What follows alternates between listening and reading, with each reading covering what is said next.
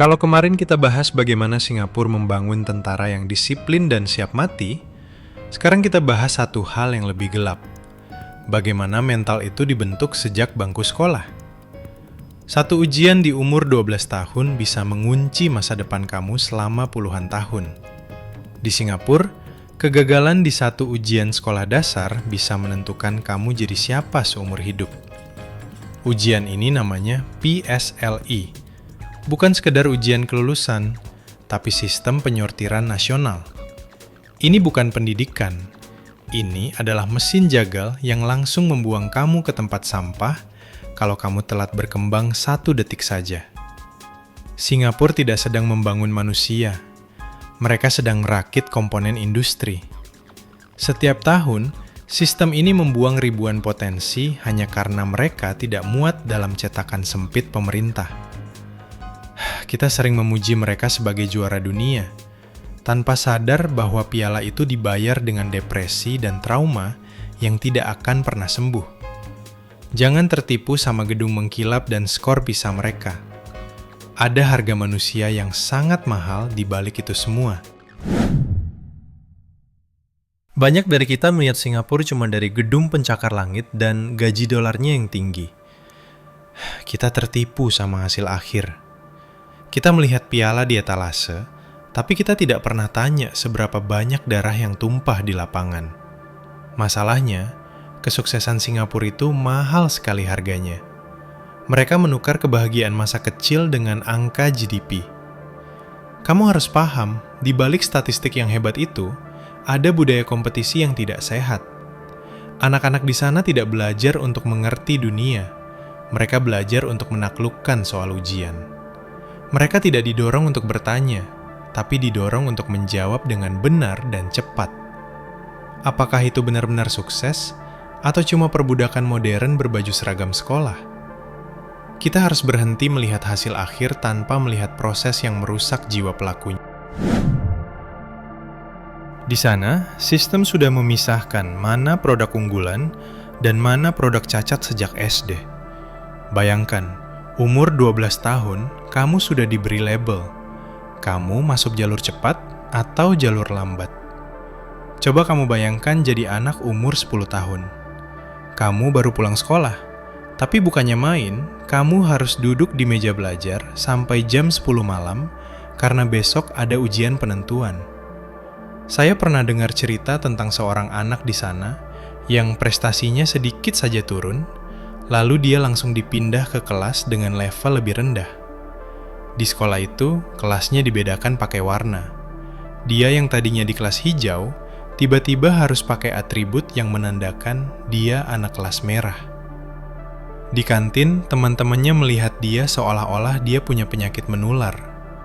Guru-gurunya mulai bicara dengan nada yang beda, nada kasihan, seolah-olah masa depannya sudah habis.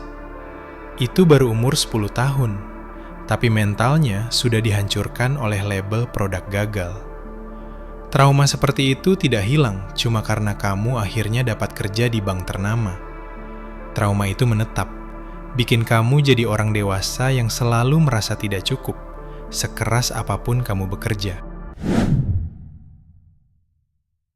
Orang selalu bilang Singapura itu adil, siapa yang pintar, dia yang naik. Bullshit. Meritokrasi di sana sudah jadi senjata buat si kaya untuk tetap berada di puncak. Kamu tahu berapa nilai industri les privat di Singapura? Lebih dari 1 miliar dolar. Itu bukan uang kecil. Itu adalah uang yang dibuang orang tua cuma buat memastikan anak mereka punya curang legal dalam ujian. Kalau kamu tidak punya uang buat les tambahan, kamu akan tertinggal. Jadi, siapa yang paling pintar? Atau siapa yang orang tuanya paling kaya? Dan lihat ke Indonesia. Banyak orang kaya kita yang bangga sekali pamer kalau anak mereka sekolah di Singapura sejak kecil. Mereka pikir itu fasilitas terbaik, padahal mereka sedang membayar ratusan juta agar anaknya masuk ke mesin giling. Kita bangga anak kita juara olimpiade di sana, tapi kita tidak sadar anak itu kehilangan kemampuan untuk berpikir bebas. Ini bukan keadilan, Ini adalah cara halus untuk membuang orang miskin dari jalur elit tanpa perlu merasa bersalah. Secara angka, mereka memang menang. Tapi secara mental, mereka kalah telak. Kamu harus punya mental baja cuma buat bertahan hidup di sekolah. Kalau kamu tidak kuat, kamu bakal tersingkir pelan-pelan. Banyak anak di sana tumbuh jadi orang dewasa yang sangat efisien. Tapi mereka ketakutan setengah mati kalau buat salah sedikit saja.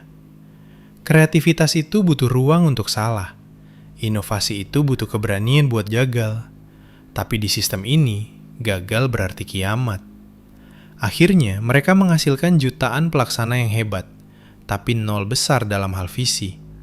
Mereka produktif, tapi mereka kehilangan nyawa di dalam diri mereka sendiri, karena sejak kecil dilarang gagal. Mereka menjadi cangkang kosong yang hanya tahu cara mematuhi instruksi demi skor sempurna. Kamu tahu hal yang paling ironis? Pemerintah Singapura sendiri sekarang sedang ketakutan melihat monster yang mereka ciptakan. Mereka sadar kalau rakyatnya sudah diambang pecah saraf. Akhirnya, mereka mulai membongkar sistem streaming yang kaku itu. Mereka menggantinya dengan subject-based banding. Intinya, mereka ingin bilang, oke, jangan labeli anak secara total. Biarkan mereka belajar sesuai kecepatan di tiap mata pelajaran. Tapi pertanyaannya, apakah ini cukup? Tentu saja tidak. Masalahnya bukan lagi soal kebijakan di atas kertas. Masalahnya sudah jadi kanker di dalam budaya. Kamu bisa mengubah nama sistemnya dari streaming jadi apapun, tapi selama orang tua masih merasa dunia akan kiamat kalau anak mereka tidak masuk sekolah elit, tekanannya tidak akan hilang. Pemerintah mencoba memutar balik kemudi, tapi kapalnya sudah terlalu berat dan melaju terlalu kencang menuju tembok burnout. Ini adalah pengakuan dosa resmi dari negara paling kompetitif di dunia, bahwa sistem yang selama ini kita puja-puja ternyata adalah sebuah kegagalan kemanusiaan. Kita harus jujur, Singapura memang berhasil mencetak tenaga kerja global. Ekonomi mereka presisi seperti jam tangan. Tapi pertanyaannya, apa yang mereka korbankan? Mereka mengorbankan imajinasi. Mereka mengorbankan waktu keluarga. Singapura bahkan sedang melakukan bunuh diri demografis secara perlahan, karena warganya terlalu stres untuk punya anak. Siapa yang mau punya anak kalau tahu anak itu akan disiksa oleh sistem pendidikan yang sama? Angka kelahiran mereka adalah yang terendah di dunia, karena orang sudah habis energinya di sekolah dan kantor. Pendidikan mereka berhasil menciptakan robot yang mengisi gedung perkantoran, tapi gagal mempertahankan populasi manusia yang bahagia. Mereka membangun ekonomi di atas kuburan masa depan generasi mereka sendiri. Sekarang lihat Indonesia. Jangan sampai kita jadi bodoh karena rasa minder kita sendiri. Kita sering merasa rendah diri melihat Singapura, lalu kita ingin menyalin semua yang mereka lakukan. Kita butuh standar yang jelas, iya. Kita butuh kualitas guru yang naik, pasti. Tapi kalau kita ambil sistem seleksi dini yang kejam itu, kita bakal menghancurkan jutaan potensi anak Indonesia yang tipenya bukan tukang hafal rumus. Indonesia itu besar karena keberagamannya. Kita punya seniman, petualang, dan pemikir bebas. Kalau kita pakai cara Singapura, kita cuma akan melakukan genosida kreativitas. Jangan sampai kita membangun gedung pencakar langit di atas puing-puing mental anak cucu kita. Kita tidak butuh mencetak robot. Kita butuh mencetak manusia yang punya solusi buat masalah nyata di lapangan, bukan cuma masalah di atas kertas ujian. Singapura membuktikan bahwa pendidikan bisa jadi mesin ekonomi yang dahsyat. Tapi setiap mesin punya harga yang harus dibayar. Dan yang membayar itu adalah anak-anak yang kehilangan masa kecilnya. Jadi kalau ada yang tanya, kenapa kita tidak seperti Singapura? Jawabannya simpel. Karena kita masih ingin jadi manusia, bukan sekedar komponen dalam mesin GDP pemerintah. Kita harus membangun sistem yang memanusiakan manusia, bukan sistem yang mematikan nyawa demi angka di laporan keuangan. Membenahi pendidikan itu bukan soal menambah ujian atau membuat anak makin stres, tapi soal memperkuat orang-orang yang mendampingi anak buat tumbuh. Sistem boleh tegas, tapi jangan sampai manusianya mati duluan sebelum mereka sempat hidup.